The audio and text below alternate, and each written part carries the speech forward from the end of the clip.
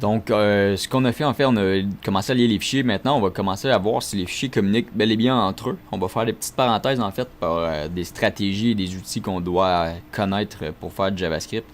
Donc, je vous montre ça à l'instant. Premièrement, on a nos fichiers. Notre fichier est lié là, ça va. Mais comment est-ce qu'on pourrait faire pour le faire parler entre le fichier et ça? Comment on fait pour s'assurer qu'il fonctionne, du moins? Il y a plusieurs façons de faire. On pourrait simplement mettre une alerte dans le fichier pour aller voir si il sera lu. Donc aussitôt qu'on va loader la page, il va se faire automatiquement. On pourrait dire hello world, hop, comme ça, sauvegarde. On va aller voir sur notre lien et voilà, il ouvre hello world de base. On pourrait faire aussi avec un bouton. Donc il faudrait à ce moment-ci se faire une fonction. On va voir un peu plus tard qu'est-ce qu'une fonction et à comment est-ce qu'on s'en sert. Hello world. Comme ça. Et hop. Donc on pourrait le mettre ça à l'intérieur d'une fonction. Donc si on retourne dans notre fichier HTML, on va pouvoir s'ajouter un petit bouton. Hop.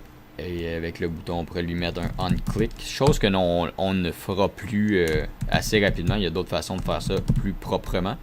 Mais c'est possible de faire ça comme ça. Donc on référence simplement notre fonction à l'intérieur de l'événement onClick de la balise bouton. Et on pourrait lui mettre bonjour pour que le bouton soit un petit peu plus large. Donc si on retourne derrière ça, on refresh notre page. On fait bonjour. Et si on appuie en fait sur... désolé pour ça. On appuie ici. On va avoir la fonction qui est lancée. Un aspect qui est un peu dérangeant à mon avis quand on utilise les alertes, premièrement, outre le fait que c'est super invasif et super fatigant, ça reste que ça gèle le code en fait, ça ne poursuit pas le code. Donc je vous donne un exemple.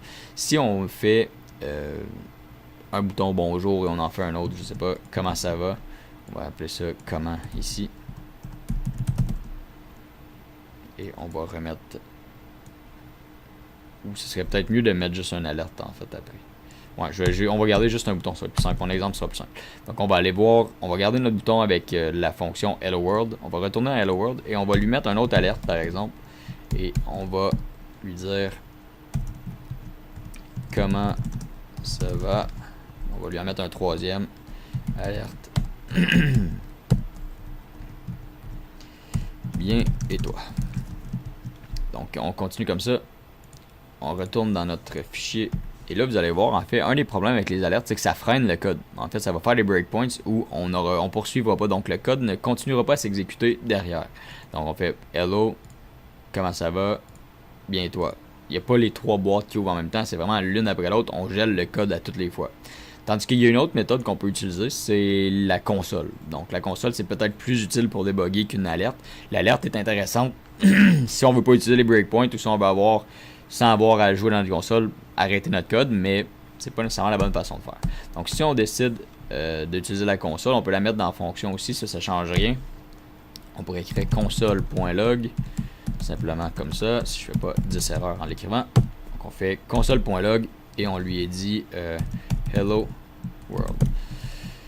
Si on refresh notre page, comme ça, il se passe rien, ou on pense qu'il se passe rien, il se passe quelque chose, mais dans la console. On fait F12 sur notre clavier, et on va aller voir, en fait, directement dans l'onglet console ici. Moi, j'utilise Mozilla, c'est vraiment, à mon avis, celui qui va le mieux en ce moment, la version Quantum de Mozilla.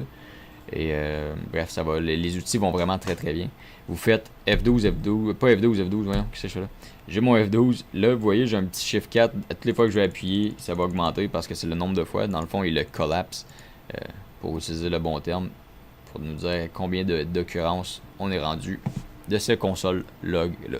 Donc le console log, très important, vous allez utiliser ça sans arrêt. En fait, c'est la meilleure façon de vous assurer de ne pas faire d'erreur, de vous assurer d'être au bon endroit, de vous assurer que vous passez vers là. On va revoir beaucoup la console, en fait, comment est-ce qu'on peut l'utiliser de façon plus importante. Le débugger aussi peut être très pertinent. On va voir ces outils-là tout au long de la formation. Donc c'était le premier Hello World.